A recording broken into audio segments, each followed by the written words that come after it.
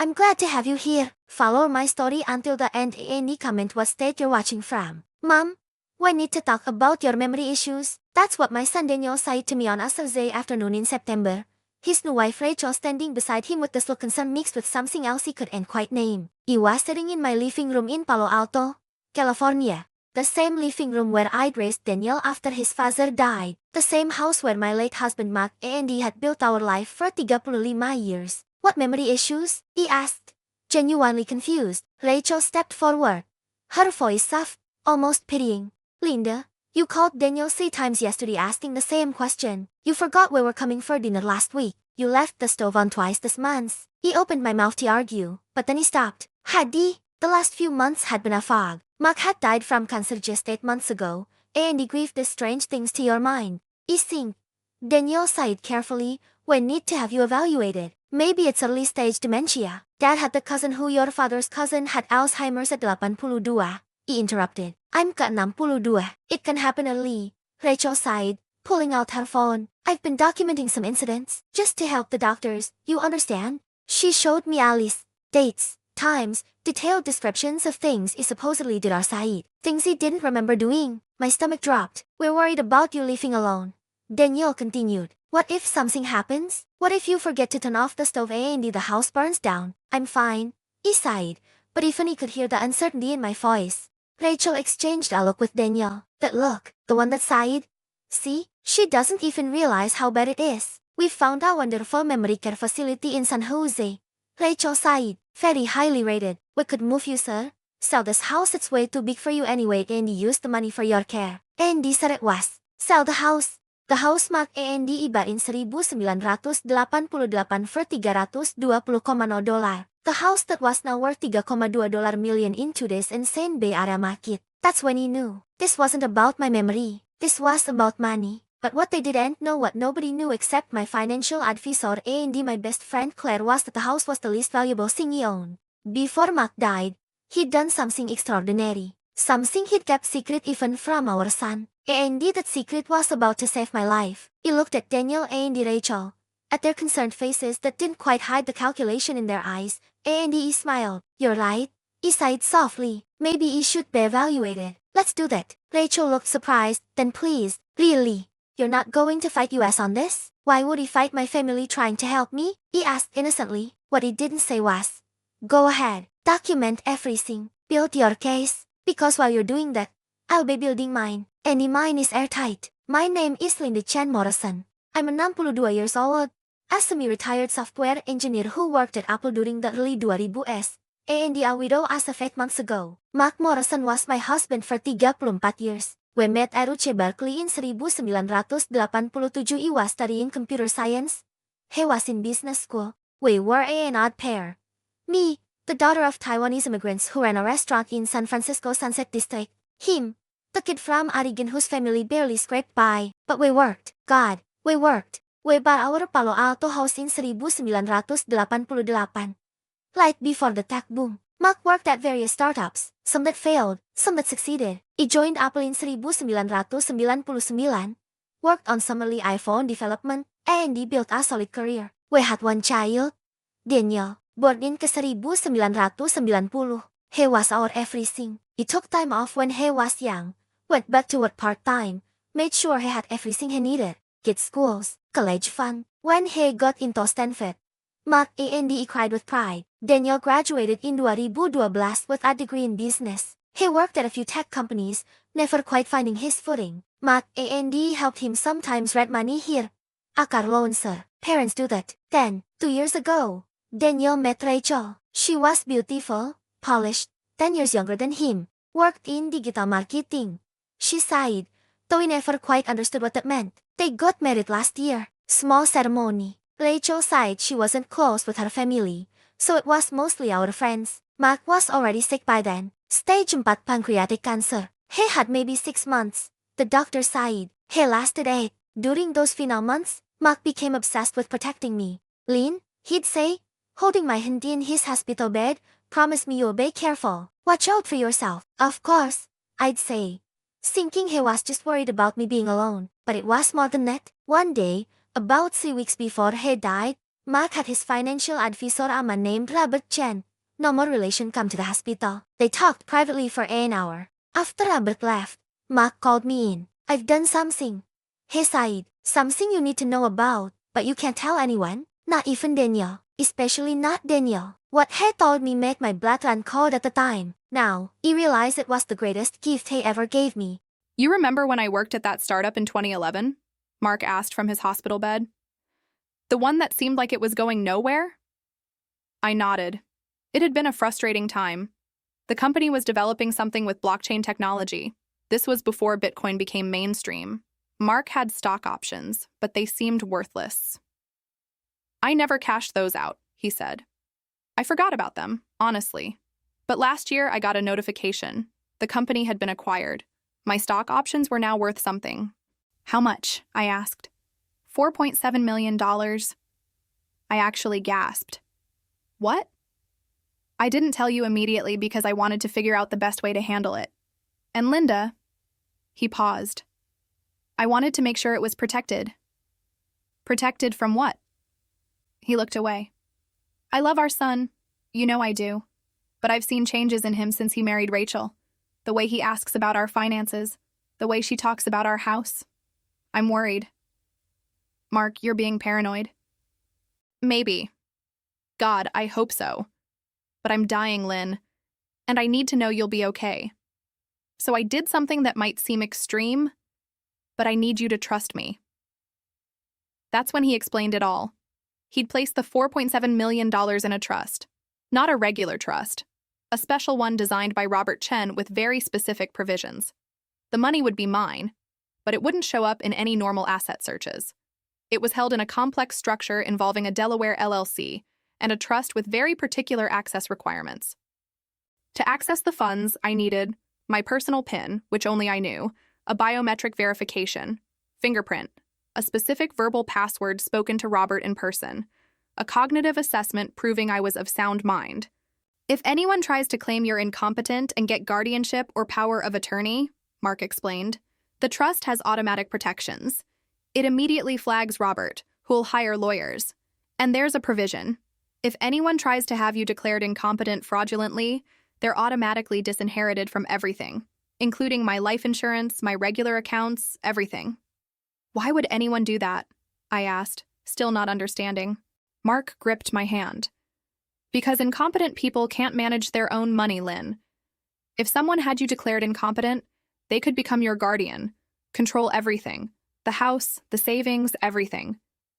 Daniel might not, but I don't trust Rachel. I've done some digging. Her story doesn't add up. I hired a private investigator. You what? Her real name is Rachel Kimberly Sutton. She's been married twice before, both times to older men with money. Both marriages ended in the men being declared incompetent, moved to facilities, and their assets being managed by Rachel. Both men died within 2 years. I felt sick. Are you saying she killed them? I'm saying the pattern is suspicious. But I can't prove anything, and I might be wrong. I hope I'm wrong, but I'm not taking chances with your safety. He made me memorize the trust details, made me promise not to tell Daniel about the money, made me swear I'd contact Robert immediately if anything felt wrong. And Lynn, he said, I installed something else. Security cameras, hidden throughout the house. Rachel doesn't know. Daniel doesn't know. But they're there recording everything, uploading to a secure cloud. That feels like spying. It's protecting you. If I'm wrong, you can take them down after I'm gone and forget all this. But if I'm right, he trailed off. 3 weeks later, Mark died. At his funeral, Rachel hugged me and whispered, "We're family now. We'll take care of you." At the time, I thought it was sweet. Now, 6 months later, with her suggesting I had dementia and needed to be in a facility, I finally understood. Mark had been right all along. After that first conversation about my memory issues, things started happening fast. Rachel began visiting more often. Just checking on you, Linda, making sure you're okay. She'd rearrange things in my house, move my keys, hide my phone, then act concerned when I couldn't find them. See, Linda? You're forgetting where you put things. We should write this down for the doctor. She'd call me and have entire conversations, then later claim I'd called her and said things I didn't remember saying. You called me at midnight last Tuesday, crying, saying you couldn't remember how to use the microwave. Do you remember that? I didn't, but she had call logs showing a call from my phone at that time. Daniel started looking at me differently, with pity, like I was already gone. Mom, maybe Rachel's right. Maybe you should see someone. My friend Claire came over one afternoon and found me sobbing in the kitchen. They're making me think I'm crazy, I told her. But I swear, Claire, I'm not forgetting these things. I didn't call Rachel at midnight. I didn't leave the stove on. I didn't… Linda, Claire interrupted.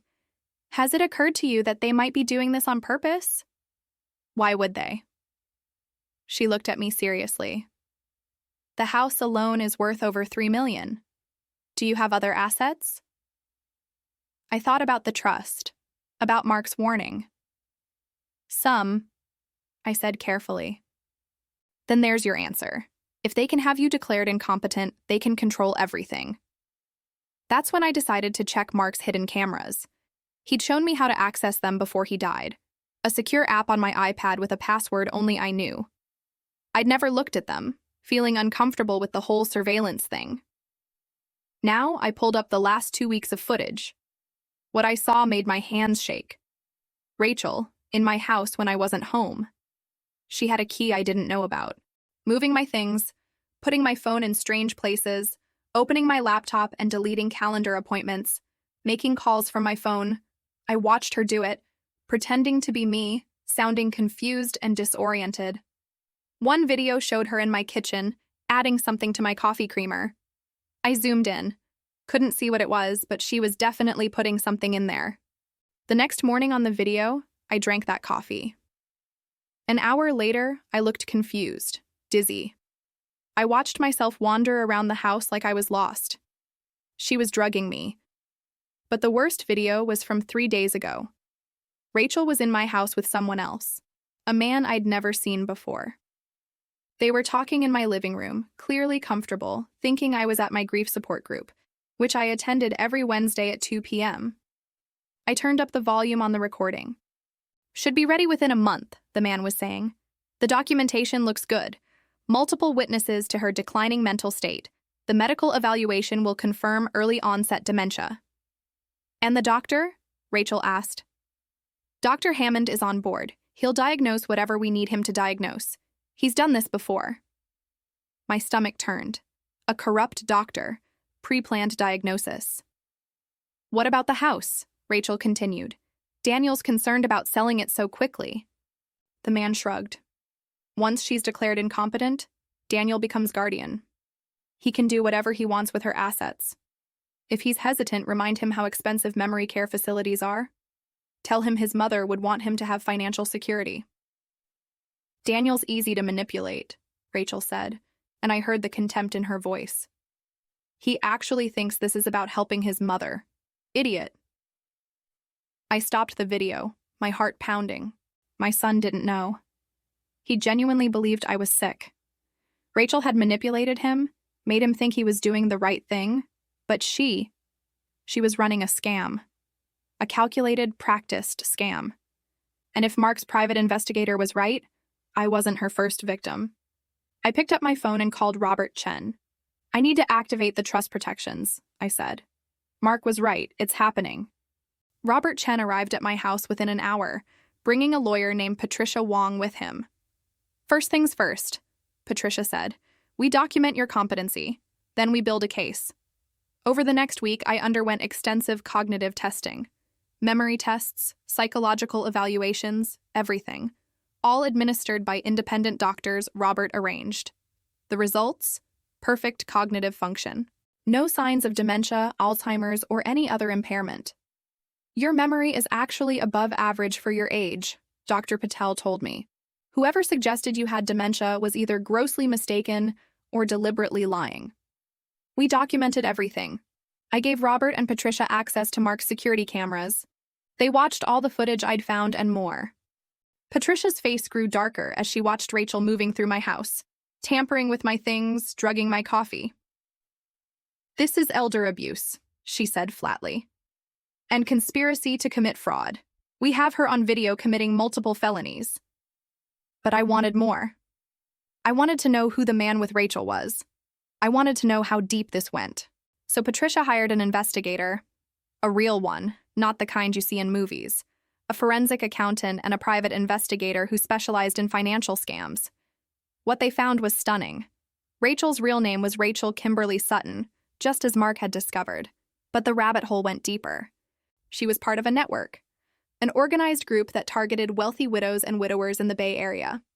They had a system: identify targets, recent widows on widowers with assets, romantic approach, marry into the family or befriend the target, gaslighting phase, create documentation of declining mental state, medical fraud, corrupt doctors provide dementia diagnosis, guardianship, family member or concerned friend becomes guardian, asset liquidation, sell house, drain accounts, facility placement, put victim in cheap facility while pocketing the money, death, victims often died within 1 to 2 years, usually from natural causes or neglect.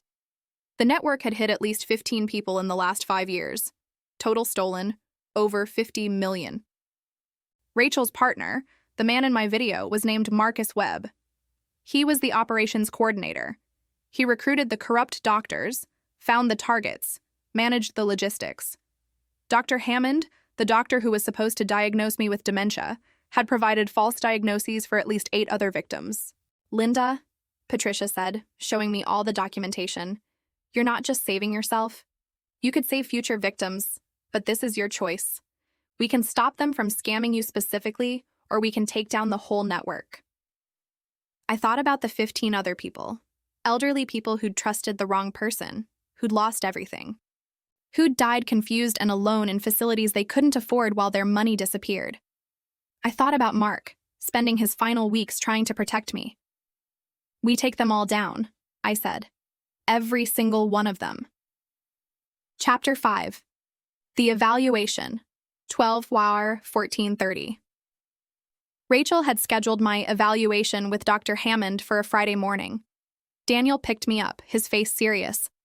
Mom, I know you're scared, but this is important. We need to know what we're dealing with. I patted his hand. I know, honey. I'm not scared. He looked surprised. Really? Really? In fact, I'm relieved. Let's get some answers. At Dr. Hammond's office, Rachel was already there. Linda, how are you feeling today? Wonderful, I said cheerfully. Her smile faltered slightly. Dr. Hammond was in his 60s, professionally dressed, with the kind of reassuring demeanor that made you want to trust him, which made what he was about to do even more disgusting. Mrs. Morrison, he said warmly, I'm just going to ask you some questions. Very routine, nothing to worry about. The evaluation was a joke. He asked basic questions designed to confuse someone who was actually impaired, but he asked them in leading ways. What day is it today, Mrs. Morrison? Friday, October 13th, 2023. He made a note, frowning slightly. And how many children do you have? 1. Daniel. What's your address? I rattled it off perfectly. Every answer I gave correctly seemed to annoy him. Finally, he put down his clipboard. Mrs. Morrison, your son and daughter-in-law have expressed concerns about your memory. Have you been experiencing any confusion? Forgetting where you are? Difficulty with daily tasks? No, I said clearly. I haven't. Rachel jumped in. Linda, what about last week when you couldn't remember how to use the washing machine? I turned to her, smiling. I've never told you I couldn't use the washing machine, Rachel, because that never happened. Her eyes narrowed. You called me crying. I didn't. But I'd love to hear the recording of that call if you have it. Silence. She didn't have it because it never happened. Dr. Hammond cleared his throat. Well, sometimes patients don't recognize their own symptoms. That's actually a sign of anosognosia. The door opened. Patricia Wong walked in, followed by Robert Chen and a police detective named Sarah Martinez. Dr. Hammond, Patricia said formally. I'm Patricia Wong, representing Linda Morrison. This evaluation is over. Dr. Hammond stood up. I'm sorry, but I'm in the middle of a medical evaluation. Detective Martinez held up her badge. Dr. Hammond, we have a warrant to seize your medical records related to cognitive assessments performed in the last 3 years. We also have some questions about your relationship with Marcus Webb and Rachel Sutton. Rachel's face went white. Daniel looked completely confused. What's going on? Patricia handed Dr. Hammond a document. We also have a court order preventing you from providing any diagnosis of Linda Morrison, as we have evidence of your participation in a conspiracy to commit elder abuse and fraud. She turned to Rachel. Ms. Sutton, this is a civil cease and desist order. You are prohibited from contacting Linda Morrison or entering her property. Violation will result in immediate arrest. Rachel found her voice. This is insane. Daniel, your mother is clearly paranoid. This is exactly what dementia looks like. Actually, I interrupted, pulling out my own folder. Dementia looks nothing like this. These are my cognitive test results from independent physicians at Stanford Medical Center. Perfect scores across the board. I handed the documents to Daniel. I don't have dementia, honey. I never did. But someone wanted you to think I did. I pulled out another set of papers. These are call logs from my phone company. The midnight calls Rachel claims I made to her. They came from my phone, but I didn't make them. Someone who had access to my phone did. Another document. This is a toxicology report from a sample of my coffee creamer. It contains Ambien, sleeping medication that causes confusion and memory issues. I don't take Ambien. I never have. Daniel was staring at the papers, then at Rachel, then at me. And this, I pulled out my iPad, is video footage from security cameras my late husband installed before he died. Cameras that show Rachel entering my home when I wasn't there, moving my belongings, making calls from my phone, and adding substances to my food. I played the video. Everyone watched Rachel on the screen, clearly and deliberately tampering with my things. Mark knew, I said softly. He tried to warn me. He knew something was wrong. Daniel looked at Rachel, his face a mixture of shock and betrayal. Tell me this isn't real. Tell me there's some explanation. Rachel's mask had completely fallen. Her face was cold now, calculating. You're pathetic, she spat at Daniel. Do you know how easy you were? Lonely, desperate, so eager to believe someone like me could love someone like you? She turned to me. You think you've won? You're just a dried-up old woman who's going to die alone. That's enough, Detective Martinez said, stepping forward. Rachel Sutton, you're under arrest for conspiracy to commit fraud, elder abuse, and attempted theft. You have the right to remain silent. As they handcuffed Rachel, she was still screaming threats and insults. Marcus Webb was arrested at his office an hour later. Dr. Hammond lost his medical license that day and was arrested the following week. The whole network started unraveling. Chapter 6. The Aftermath, 1430-1630. In the weeks that followed, Daniel moved back home with me. Not because I needed help, but because he needed time to process what had happened. I'm so sorry, Mom, he said for the 100th time. We were sitting on the back porch, watching the sunset. You didn't know, I said. I should have. I should have trusted you over her. I should have. You loved someone who lied to you very skillfully. That's not your fault. But I could see the guilt eating at him. The investigation expanded. 15 victims were identified. 8 were still alive, though their money was gone. 7 had died. The families of the deceased victims filed wrongful death suits. Criminal charges multiplied. Rachel, Marcus, Dr. Hammond, and 4 others in the network were indicted on multiple counts of elder abuse, fraud, conspiracy, and, for 3 cases where the evidence was strongest, criminally negligent homicide. The trial wouldn't happen for months, but Patricia was confident. The video evidence alone is damning, she said, and we have financial records showing exactly where all the money went. They're going to prison for a very long time. As for the money, the $4.7 million Mark had protected, I finally had to tell Daniel about it. Dad left this for you, Daniel said when I showed him the trust documents. For your security. Actually, I corrected, he left it for me to use how I wanted, and I know what I want to do with it. I used $2 million to establish the Mark Morrison Foundation for Elder Protection. It provides free legal services to elderly people who suspect they're being financially exploited. It also funds investigations into suspected elder abuse networks. We helped 3 of Mark's other victims recover some of their losses. Another $500,000 went to creating an educational program for seniors about financial fraud protection. The rest I kept for my actual retirement. I deserved that much. The Foundation's first case? We exposed another scam network operating in Orange County. 2 more criminals arrested, 5 more victims protected. Chapter 7. The Confrontation. 1630-1730. 6 months later, I attended Rachel's bail hearing. She was being held without bail due to flight risk, but her lawyer tried one more time. When I took the stand to speak about why she should remain detained, Rachel stared at me with pure hatred. "Mrs. Morrison," the prosecutor asked, "can you tell the court what might have happened if your late husband hadn't taken precautions?" I looked directly at Rachel. I would be in a facility somewhere, confused and alone, wondering why my son never visited. My house would be sold, my money would be gone, and based on the pattern with her previous victims, I'd probably be dead within a year. Rachel's lawyer objected, but the judge overruled. "She targeted me because I was vulnerable," I continued. "Because my husband had just died and I was grieving. Because she thought a lonely widow would be easy prey." I paused. But she didn't count on my husband loving me enough to protect me even after death, and she didn't count on me being strong enough to fight back.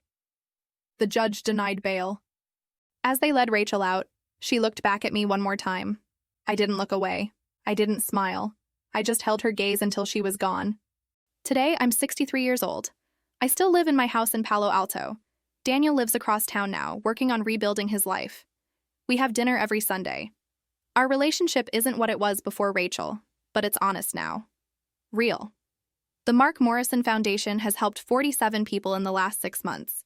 We've exposed 2 more elder abuse networks. We've recovered over $3 million in stolen assets. Rachel's trial is set for next month. I'll be there every day. People ask me how I survived this, how I stayed sane when someone was deliberately trying to make me think I was losing my mind. I tell them, I had 3 things. First, I had Mark. Even in death, his love protected me. Second, I had evidence. Cameras, documents, proof. When someone tries to gaslight you, evidence is everything. Third, I had purpose. Once I knew what was happening, I didn't just want to save myself. I wanted to save everyone else they'd target. Here's what I learned. Trust your instincts. If something feels wrong, it probably is. Document everything. Photos, videos, records, they matter. Don't be ashamed to ask for help. Elder abuse thrives in silence. And remember, being vulnerable doesn't mean being weak. Being grieving doesn't mean being incompetent. Being trusting doesn't mean being stupid. My husband spent his last weeks on Earth making sure I'd be okay. I'm spending the rest of my life making sure other people are okay too. That's not weakness. That's strength. Rachel tried to take my home, my money, my dignity, and my sanity. She failed, and now she's going to prison. Sometimes justice isn't loud. Sometimes it's quiet, methodical, and backed by hidden cameras and a trust fund nobody knew existed. Have you or someone you love experienced elder abuse or financial exploitation? Has someone tried to convince you that you're too old or too confused to manage your own life? Comment below and tell me what state you're watching from. If this story resonated with you, please share it, especially with older adults who might be vulnerable to these scams. The Mark Morrison Foundation is real, and elder abuse is real. Warning signs to watch for. Someone isolating an elderly person from friends' family. Sudden changes to wills or financial documents. New friends or romantic partners showing excessive interest in finances. Claims of memory issues that appear suddenly. Pressure to sign documents quickly. Remember, you are not a burden. You are not confused. You are not too old to trust your own mind. Don't forget to like, subscribe, and hit the notification bell for more stories that expose the truth and empower victims. Until next time, stay vigilant, stay strong, and remember, the best revenge is protecting others from the same fate. Thank you for watching.